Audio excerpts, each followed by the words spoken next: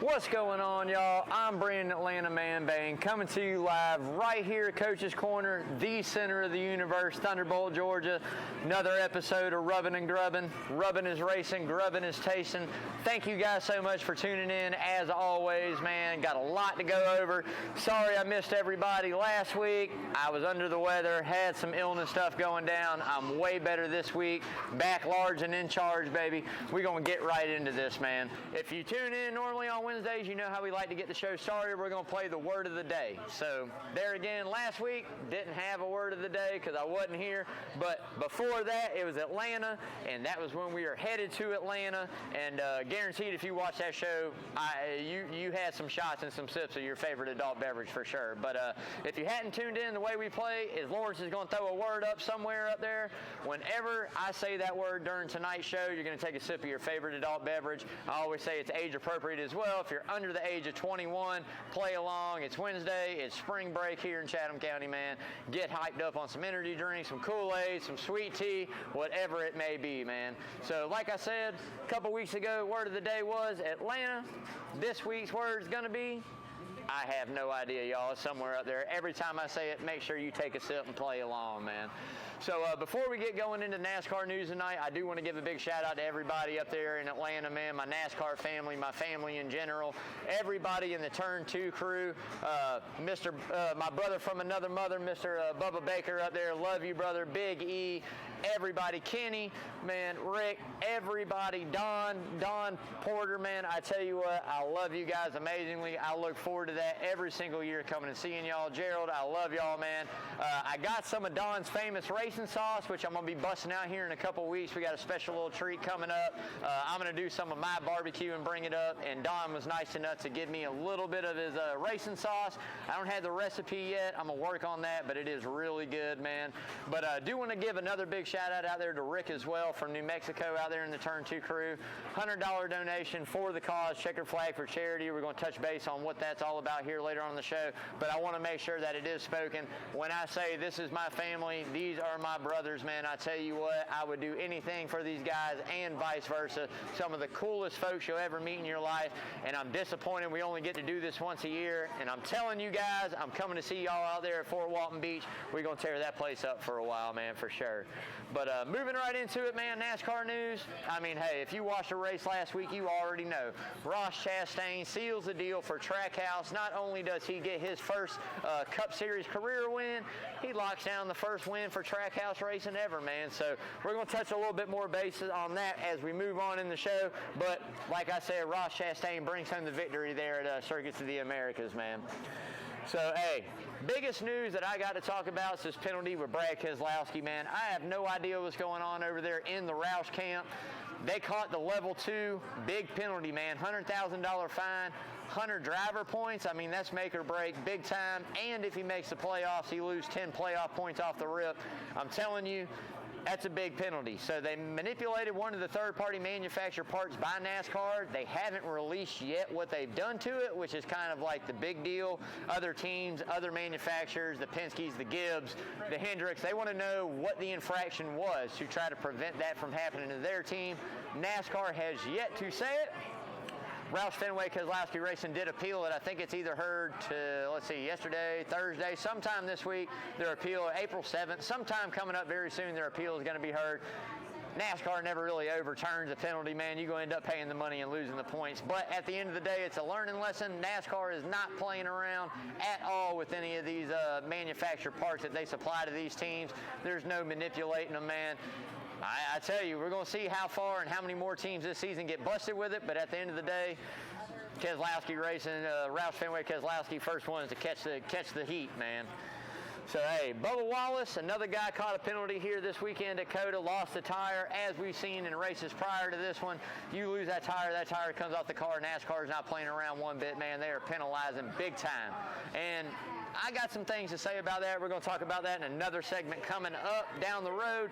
But as of right now, 3 crew members and the crew chief, Mr. Booty Baker, which I love. I think the guy's awesome. 4 race suspension, man. Like, That's insane to me. You know, you're losing all kinds of starting pit crew members for 4 races. You got some big races coming up between Richmond, Martinsville, Bristol. I mean, crew is very important at these races, man. You lose track position at Martinsville late in that race, you're not getting that back without some caution and some help. So at the end of the day, it's a bad time to lose them. We're going to have to see how the 23 team over there at 2311 Racing rebounds. But stiff penalties, it's one of them years, man. NASCAR sandbox, you got to play along, man. So I do want to give a big shout out there to everybody tuning in. Please go out there, like, share, follow all the social media we got. We got Instagram. You can find us on Twitter. You can find me personally on Twitter. Man, you check out our YouTube channel, like, share, make sure you subscribe to that. I mean, like I say all the time, the more eyes we can get on the show and talk about the charity work that we do and what we're raising money for, the more money we can raise. And honestly, that's what it's all about. I love talking NASCAR with y'all every Wednesday. It's a passion. It's my favorite sport. College football got to be second, but I mean, these are my favorite sports, man. I love talking it, but at the end of the day, I love raising money for good causes that all stay local in Savannah, man. So like I said, if you haven't yet, like, share, follow all that social media. Check out that YouTube channel, Rubbing and Grubbing, coming out. Lawrence does a great job promoting that and producing that, man. Edits the video, throws some extra stuff in there. It's an awesome, awesome show. If you hadn't, go look it up on YouTube, man. So, hey, want to give a last thing in NASCAR news, man, still some drama. So we're going to talk about this a little bit later on as well, but it seems like we've had some drama pretty early in the season. As we saw this past week at COTA, a little drama there, a little bit of this, a little bit of that. Coming into Richmond, you might as well expect it to continue, man. I love it. I think it's good for the sport. I think it just means how competitive we're getting. We're going to talk some more on that here in just a little bit. But glad you guys are having a good Wednesday night here on spring break. Hope you're living it up, tearing it up, spending time with the loved ones and the kids out there. Y'all please pause for station identification right here, Coach's Corner Sports Network. Cheers, y'all.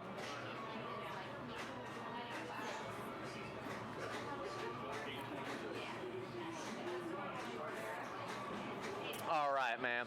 Before we keep this thing moving forward, got to give a big shout out to my other sponsor out there, Mr. Parker Eccles over there, Arbor Man Tree Service. He was in Atlanta. He tore it up with us, man. I seen old Dale Sr. pop out Sunday. That man's too much, man. But anyways, at the end of the day, like I say all the time, if you need any kind of tree service done here in Savannah, Parker Eccles is the man to call over there, Arbor Man. You're going to see that number scrolling on the screen tonight. Make sure you give him a call. Like I say, if you're not sure what you need done, if it's trimming back some limbs, tree removal, stump grinding, hey, an estimate, make sure you give Parker a call. He's going to be more than happy to come out, check that out for you. Like I said, locally owned and operated. I've known him almost my whole life. Brother from another mother right there as well. Absolutely love him.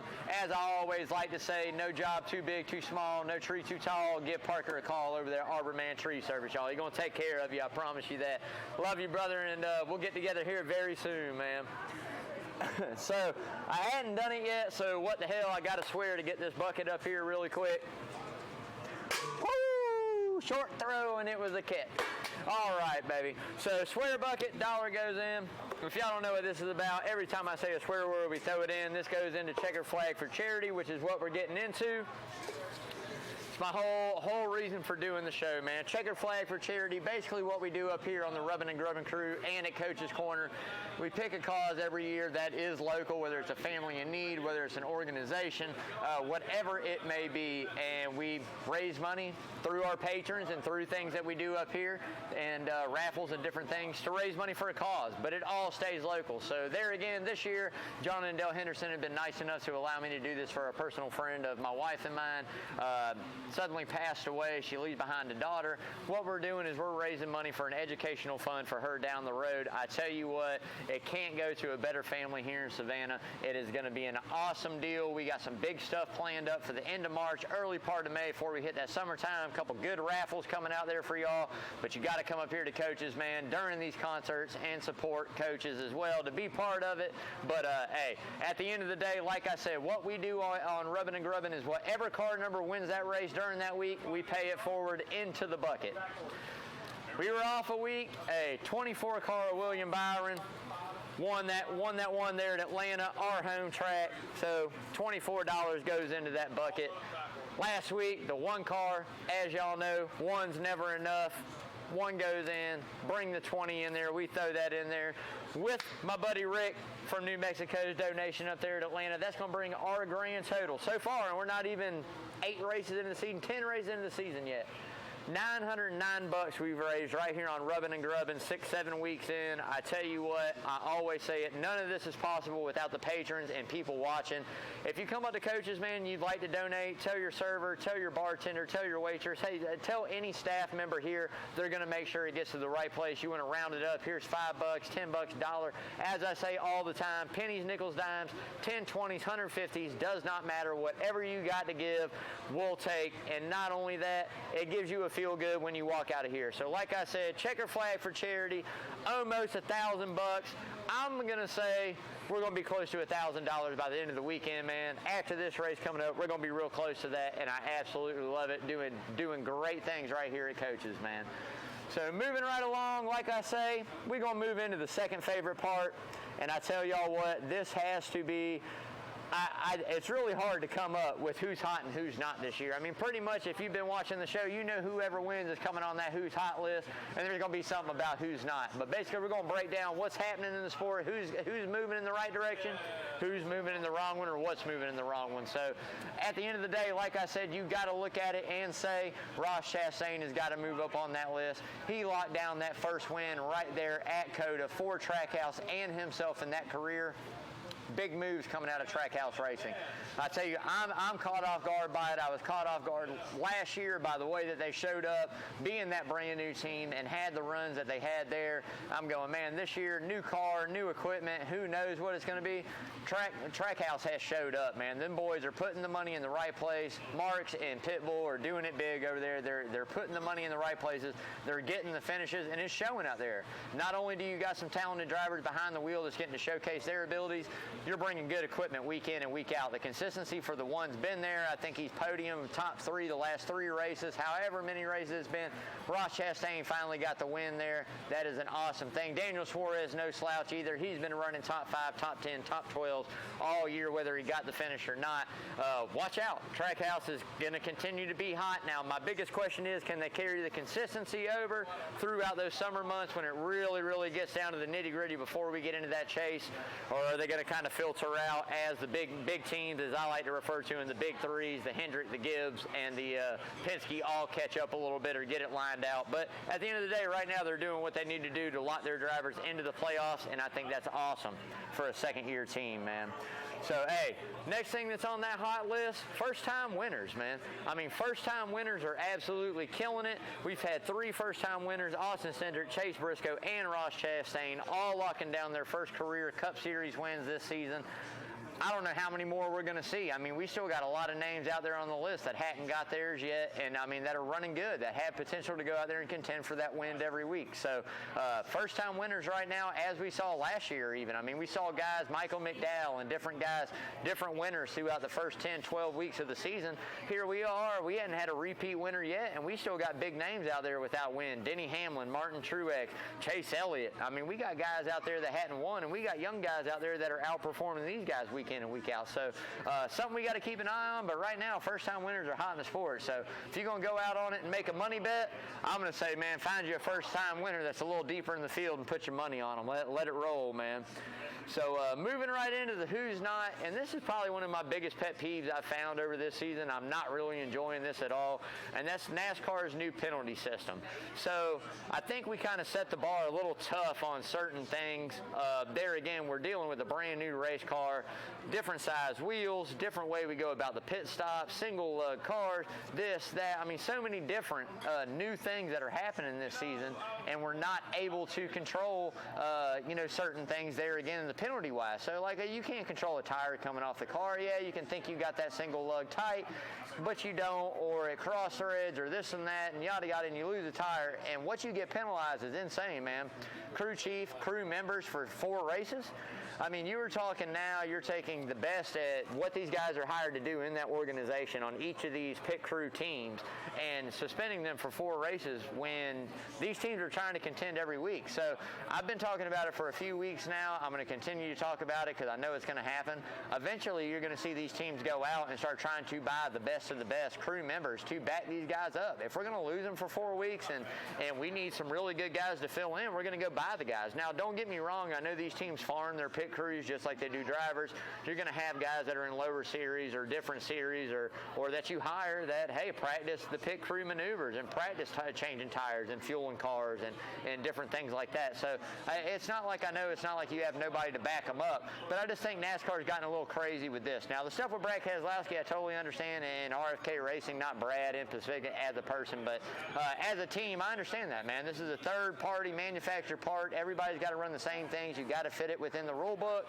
You did something to one of the parts, manipulated it in a way NASCAR didn't like. I mean, I agree with the stiff penalty, but for a tire that comes off the car, I know safety is a big deal, but it's out of their hands at this point. It's not like they left it super loose or there hadn't been that much warning where guys radio in and go, hey, I feel like I have a vibration or a tire coming off, and then wham, tire rolls off. No, I mean, it's been a blown tire that hit the wall, it comes off.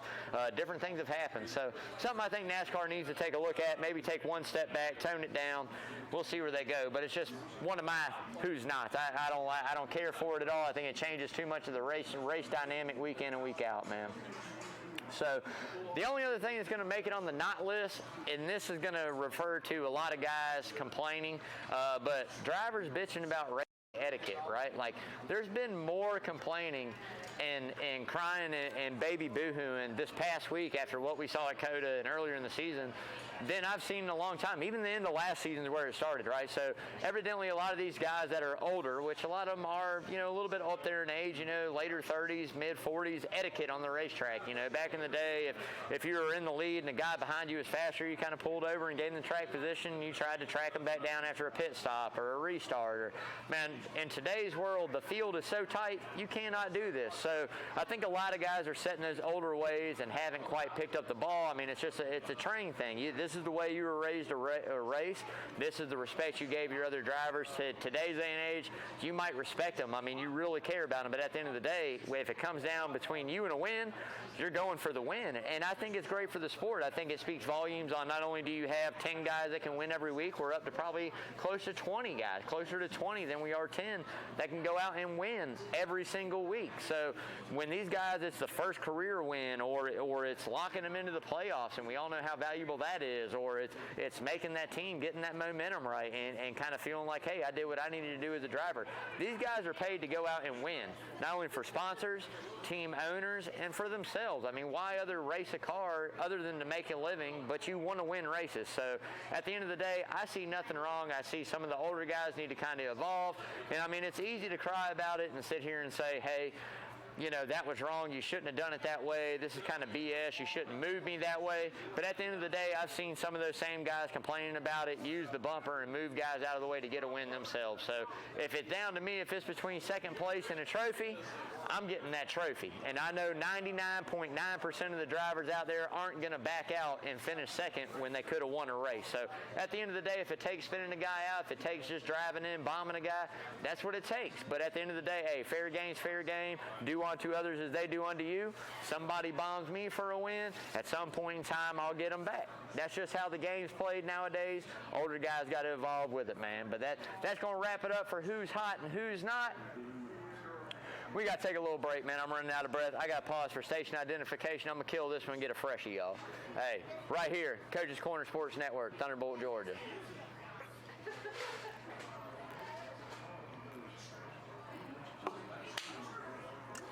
Oh, yeah. That could possibly be one of the first throws of the year, and that was an amazing throw. I'm telling you, we're killing it up here. Teamwork, dreamwork, baby. I'm telling you, we're killing it up here. So moving into the COTA recap, man, we're just going to run down COTA real quick. Circuits of the Americas there in Austin. I tell you, I downed this racetrack last year, and I think half of it was the reason why we ran it in rain and NASCAR radials and windshield wipers and all that. I wasn't cool and hip to it. They ran this race in like 2 inches of rain. It got called early. My man Chase Elliott won it. I'm not going to complain about that. But at the end of the day, we finally got to see what this is on a dry surface, and it didn't disappoint, man. That was an awesome road course race. Come down to those last few turns, that last lap. I mean, we're running 3 side by side. We're diving. We're doing this. Chastain did what he had to do and came out with the win, man. Absolutely love it. I'm not going down him one bit. The watermelon man himself, the Florida watermelon farmer, came home, went out, proved he can win in the Cup Series. Kudos to him, man. If that's how you got to get it every time, get it every time. Like Alex Bowman said, hey, put it on a t-shirt and sell the hell out of it, man. I like it. That's what I'm talking about. But, hey, like I said, Alex Bowman looked strong. He looked a little disappointed there at the end of the race. You know, kind of said he had a crap weekend. But I tell you what, man, to come home second there, the 48 car is somebody to look out for. I tell you, he's sneaky good. It seems like him and Greg Ives, which big shout out to Greg Ives as well, man, following us out there on Twitter. I really appreciate that, man. That's an awesome deal you're doing. And, hey, man, hope the 48 wins a lot more. I was hoping you were going to stick with Chase out of Xfinity and stay with him his career, man, but it didn't work out that way as of yet. But doing a great job in the 48 camp. A big shout out to Greg Ives, man. But I tell you what, he always seems to put that 48 car in the right place between the crew chief and the driver when it counts at the end of these races. And so far this year, 48's looking real strong, man. I tell you, I think Alex Bowman there again is getting to showcase his talent. He showcased it there on a road course. Brought home a second place finish for Hendrick, man. Absolutely loved it. Hey, so Tyler Reddick, Christopher Bell, and Chase Elliott round out that top 5 there. My man, I mean, looked good, leading it up there for a while. Man, pit crew, pit strategy, we got to get it tightened up, man. We might have to hire and fire some folks over there in the 9 camp, man. They can't get this right. We got to get this thing. We got to get these pit stops down packed, man, consistent. It's either really good or we got a mistake. We got to get consistent, man. Now's the time to figure it out. Let's do it. But round out the top 5. Awesome race. Didn't disappoint. Yeah, if y'all been watching the show for the last couple years, y'all know I'm not a road course fan. I say both Rovals, Daytona, Charlotte Rovals, 2 true road courses, whether it be Watkins Glen and Circuit City of America, whether it be Sonoma. I don't care what 2. You run those 2 for a couple years, 2, 3, 4 years, switch it up, whatever it may be. But I got my pet peeves about the schedule, but doing a fine job so far. Good show there at Circuit City of America, man. So moving right into that Richmond preview, I tell you what, we're getting into the short track, little first stint of the first part of the season here. Next 3 races are all going to be run on short tracks. Now, the Bristol dirt race here is going to be a little bit crazy. I don't really consider that a dirt, a short track. It is. It's a half mile, but it's on dirt. That kind of levels playing field, a little different. I wish NASCAR would really look at this, man, and kind of go back to 2 asphalt races at Bristol and maybe an all-star race on dirt, or maybe the open clash on dirt, or maybe something else on dirt. That's just my honest opinion. I'd love to hear how y'all feel about it. Comment it on there tonight. Tell me if you like that Bristol dirt race or not. I'm not a huge fan. I think it's neat, but I prefer just the normal classic Bristol spring race, and I'm down with that. That's one of the best races of the year. Period. So moving right into it, though, we got Richmond, we got Martinsville, and then we got that Bristol dirt race, which is at night this year. That's going to add a little element too. But hey, man, we have seen a lot of drama. We have seen all kinds of racing, people getting moved out of the way all season long so far. You better expect the same thing here coming up at Richmond, man. I'll tell you what I've seen with the next-gen car. It does not ever look like anybody can pull away from anybody. It seems like they all come back to each other at some point in time. So it's going to be very interesting this week at Richmond to find out if when we get on this short track, tire management, how these things happen, what's going on, if somebody can pull away from the field and kind of show a dominant performance. We've seen a lot of guys lead a lot of laps, but at the end of the day, it kind of seems like it always comes back too. So we'll just have to wait and see, but I'm excited about this short track. It's the next thing that we got to mark off the list on the next gen car. So far, racing's amazing. I'm ready to see what we got at Richmond, man. Alex Bowman got that first win here of the year last year. Hey, snuck it out of Denny Hamlin right there on a late restart to seal the deal, man. In the spring race, you better watch out for the 48 again. I'm telling you, I think that they got something really special this year over there. They're looking good in that camp, man. Got to maintain it. Got to have the consistency even on the bad days. But right now, 48's looking good, man. So moving right into that top 5. I'm going to take a guy number 1 that hadn't won yet this year. Now, Virginia native, y'all should already know who I'm talking about. The man performs well there every time. He's going to perform well here. He's going to perform well at Martinsville. He's going to always be up front at these 2 racetracks, guaranteed. And that's the 11 of Denny Hamlin, man. I tell you, I don't know, a lot of big-name guys, Hamlin, Truex. I mean, my boy, Chase Elliott. There's a lot of big-name guys out here yet to win this season. So if I look for a place for the 11 car to get that win, it's definitely in the next couple weeks. So I'm going to take Denny Hamlin, number 1 this week. We'll go out on a whim. Hadn't showed up as his usual self, but I guarantee you he's probably going to show up at Richmond, man. 2 for me, 5 car of Kyle Larson. Kind of has a niche there at Richmond, it seems like, in the past couple years. Kind of got it figured out. Not always one of his best racetracks, but I tell you, I think he's going to show up and compete there again. Him and Cliff Daniels do a great job of game planning. He'll find himself inside that top 5, 7, maybe have a shot at the win later on, so I'll take him number 2. 3 for me, I just talked about him, Alex the Showman Bowman. I tell you, I think highly of the kid. He paid his dues in the sport. He's got good equipment, and he's showing what he can do with it. Won there in the spring. Greg Guys knows what to do, whether it's a new car, old car, tricycle. Hey, man, soapbox on wheels. I feel like they're going to have a good setup there at Richmond out of that 48 camp. Watch out for him. 4 for me, got to be the 19 of Truex. It seems like when we talk about a guy that's not had a huge career on short track, Richmond is one of his notches there. I think he's got a really good shot at it, man. We'll have to see if one of these 2 Gibbs teams that's yet really to show up this season can show up. But at the end of the day, I expect both of them to do good. 5 for me, you can't round out the top 5 after the past 3 weeks the man's had. I got to take the Watermelon Man to round out the top 5 there. Left my boy off. I'd probably take Elliott close in the top 5, but I'm telling you, with the momentum that Ross Chastain has coming off this win, the sky's the limit for him. I say it all the time. It's a streaky sport. It's all about who's hot and who's not, all about who's moving in the right direction. Look out for the Watermelon Man himself there to have a really good run here coming up to Richmond. Dark horses, we'll take Eric Jones in that 43 car. I've been really surprised at the way that Richard Petty Motorsports have been able to kind of contend this season. We've seen the 43 has some good runs, had a good run last week at Circuit City of America. Want to say top 10, top 12, I know for sure. Good run there by the 43. And the other side of that, man, I'll take the teammate to Chastain, Daniel Suarez.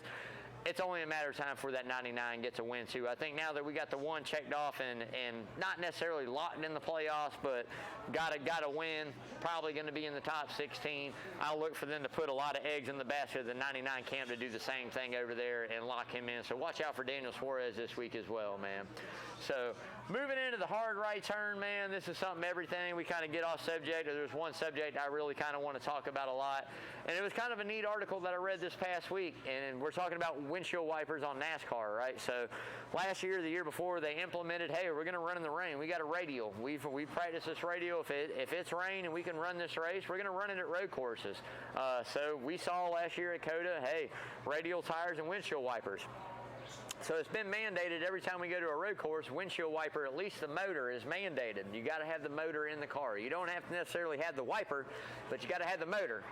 And what we saw this past weekend at COTA, especially through the Toyotas and the Gibbs camp and the Penske Fords, is we saw a windshield wiper on the car, the full blade. Now, NASCAR has rules set on how wide this blade box can be, or how wide it can be. 1.5 inches by a certain height, cannot ever apex higher than what the windshield is, cannot come over the windshield. So why is that important when it's not raining outside, or why is it something we're looking at when it's not raining outside? Aerodynamics.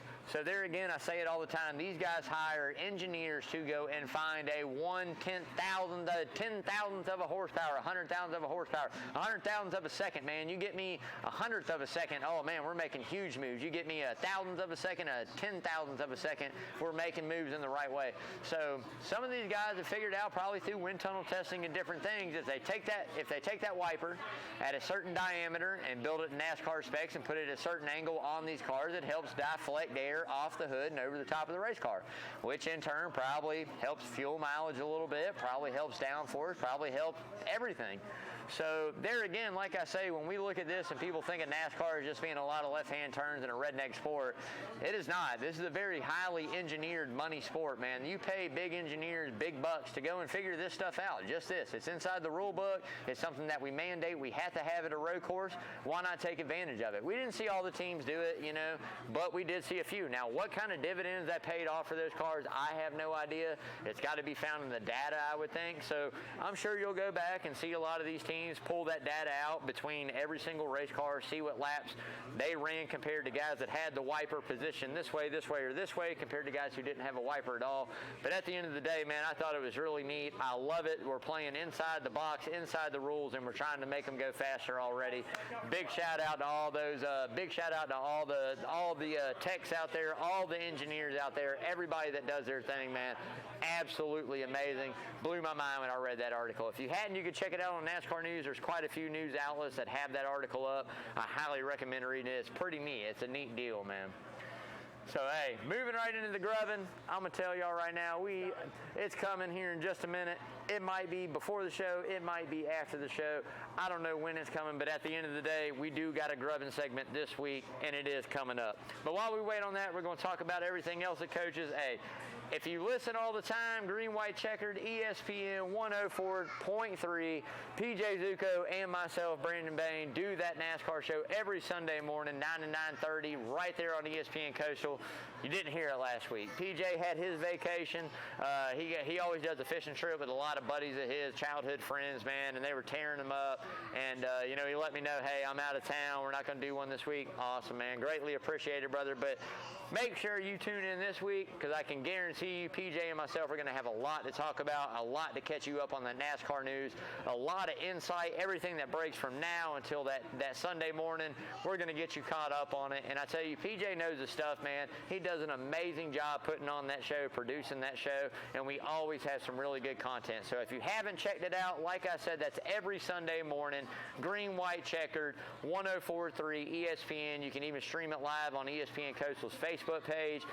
Man, it is such an awesome time. PJ Zuko and myself, make sure you tune in this Sunday. We're going to have a lot to talk about, man. Big shout out to all the shows. Tonight, coming up, we got Who's on First Base with Coach Carl DeMasi, my favorite coach of all time, other than my Coach Holly, my baseball coach out there. I tell you what, DeMasi is a staple in the town. If you've never heard that name, you're going to hear that name before you leave. You got to be, like I said, brand new if you haven't. Been doing his thing for a very long time. He's going to get you caught up, everything MLB-wise, his opinions on it, what direction it's headed, right or wrong, where he thinks things are going. Hey, man, I'm telling you right now, does an amazing show. So make sure you tune in tonight to catch Coach Carl right here with Who's on First Base. Gonna be awesome, man. Also, make sure you tune in every Saturday. Coach also does that Carl DeMasi, the Coach DeMasi Sports Report live right here at Coach's Corner every Saturday morning. Awesome show, catching you up everything local news, high school, college. Man, I'm telling you, the man is an encyclopedia of sports knowledge. What he says, I'm telling you, pay attention to it, man, because usually it happens. Love you, Coach. Hope to see you here in a bit, man. Hey, make sure you tune in to Hot Grits. Stream it everywhere you get your podcast, man. Travis and Spencer do an amazing show there again, catching you up on sports, their opinions on it, stuff they got into on the weekend. Them boys are a trip. That comes to you brand new episodes every single Tuesday. Got to make sure you tune in wherever you stream your podcast. Hot Grits. Check that out, man. Proudly to announce, man, the 19th hole is coming up next week, y'all. This is probably one of the best shows, if not the best show we do here at Coach's Corner, man. The Herb brothers, Sean and Brett, do a freaking amazing job. They've got all kinds of sponsorship this year. They're going to do some big things out there at the Henderson Cabin, man, bringing you all live coverage from the Masters, recapping every round, giving you their picks on who's going to win, who's not, all kinds of cool things they got going. I'm going to make an appearance up there and give y'all my pick for the Masters. I've been keeping up with a little bit, kind of who's moving in the right direction. We're going to see what happens. But at the end of the day, I'm going to give you my pick on it, shoot the stuff with them for a while, man. But if you haven't seen it yet, 19th hole, live from Henderson's Cabin, best golf show on the planet, period. Make sure you're staying up to date. Next Wednesday, kicking it off, man. I think they're doing 5 days this year, 4 or 5 days. I'm telling you right now, it is one of the funniest things you're going to watch. Make sure you tune in every night again next Wednesday for the 19th hole, man. Big shout out, as always, to Coach's Corner, man.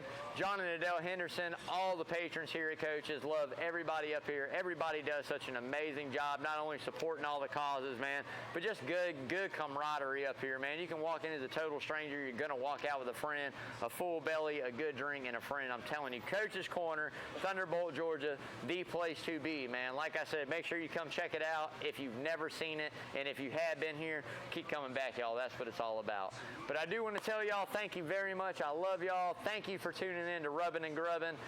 Man, I love talking to y'all every week. I hope you guys had a good time. Like I said, make sure you tune in right here every single Wednesday, 6 o'clock, until I run out of stuff to talk about or breath, which probably going to be stuff to talk about.